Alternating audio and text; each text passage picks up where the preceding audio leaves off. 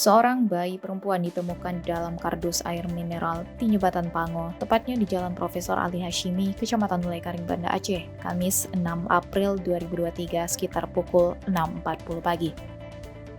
Bayi malang tersebut pertama kali ditemukan oleh Hayah, 17 tahun, warga Kecamatan Ingin Jaya yang berstatus pelajar usai melaksanakan salat subuh.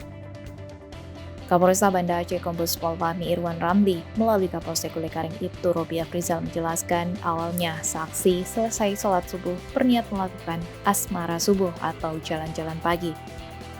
Namun saat melintasi di Jembatan Pango, saksi dikagetkan dengan temuan bayi perempuan di dalam kardus merek Qatar yang diperkirakan berusia 1-2 hari. Dijelaskannya bayi itu ditemukan hanya berselimut dengan kain berwarna merah jambu.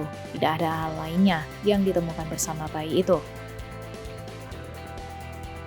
Bayi tersebut dibawa ke Puskesmas Mulekaring untuk mendapatkan penanganan medis. Lalu selanjutnya saksi pun melaporkan hal itu ke kepolisian setempat untuk ditindaklanjuti.